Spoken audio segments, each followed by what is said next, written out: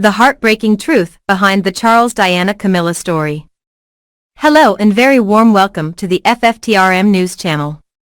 So, how do you all think Camilla, Duchess of Cornwall, really felt when she heard the news that Princess Diana of Wales had passed away? I mean, would she have felt sad? I, for one, will be the first to admit that when Diana was really popular, I was really not a fan of Camilla. In fact, I was also probably guilty of blaming her a lot for the breakdown of the Wales marriage. Even though Charles was a grown man and was just as responsible as Camilla, it's much easier to just blame the other woman. But now I've gotten a lot older. I've gotten married, I've had kids of my own. And afterwards I also got divorced, and I learned that the three people in that marriage, as Diana said, were all responsible for it. Neither of should have entered into extramarital affairs, but most people seem to be on Diana's side. She was seen as this meek, innocent character who was done wrong by Charles. I was as guilty as anyone else of believing this. I just couldn't believe the fact that Charles had chosen this dowdy middle-aged woman who paid more attention to dogs and horses than her personal appearance. See, Diana was like a real-life fairy-tale princess. She was so elegant. She was so classy, and she was incredibly beautiful. She loved grown men weak at the knees, all except for the man that really mattered, her husband. There's just no escaping the fact that we all felt like Diana was a princess who was in desperate need of being rescued. My grandmother always said, "Time is the greatest healer." So when I was younger, I just couldn't understand what she meant and how these ill feelings could just disappear over time. But guess what?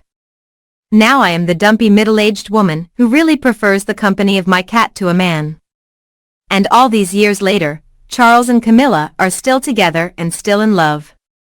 In spite of all the ups and downs, the public backlash and the ill feelings towards them and their relationship, they have lasted. Even the Queen commented on all the hurdles they've had to overcome as a couple when she made a speech at their wedding. See, their getting married was compared to competing in and winning the Grand National. So in answer to the question, way back when Diana lost her life, I imagined Camilla with some kind of smug, know-it-all look upon her face that would have suggested that she had at last gotten her man. But today, I see things a bit differently.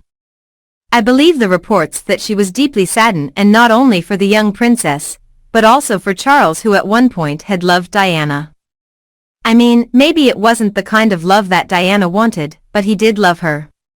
So setting aside the fact that she was well aware that people would blame her for everything, she chose to step back.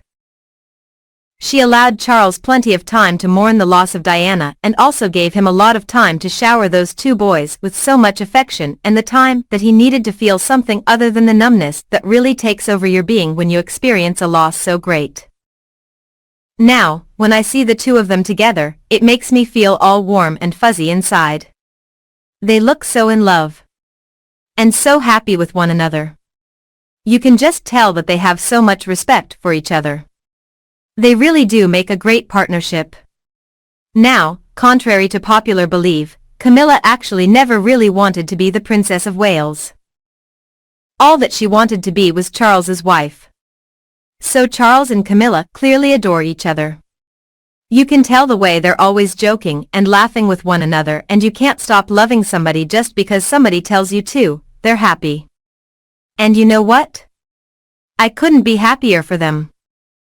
Camilla has also shown herself to be quite an asset to the royal family. She and Charles deserve to be happy together. And I am so happy for the both of them. And anyway, Camilla and Charles would have gotten married in their early 20s when they first met, when Diana was still in primary school and not even on the scene, if it wasn't for the Queen Mother in Mountbatten. And sadly the fact that Camilla was a commoner. So then she went on to get married to Parker Bowles, and Charles ended up in arranged marriage. And the rest, as we know, is history. So I read something that said that when Camilla learned that Diana had died, the first thing she said was, "Oh, those poor boys." And then she worried about what would happen to her relationship with Charles. It's pretty normal for a woman to think about that. if she really loves a man and there's some kind of really difficult obstacle that's presented itself. Now I've also read that Camilla was the subject of many death threats and paparazzi standing outside of her door, resulting in her hiding in her home and having to have groceries delivered instead of being able to venture out.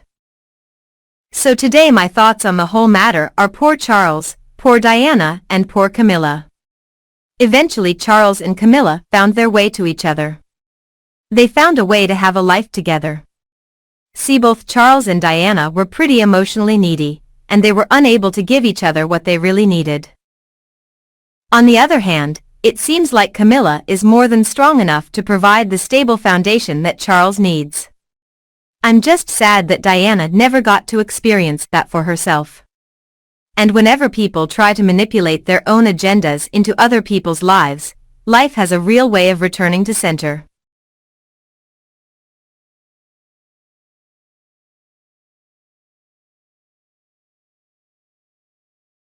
Now at the time, the royal family really pretty much told Charles everything to do.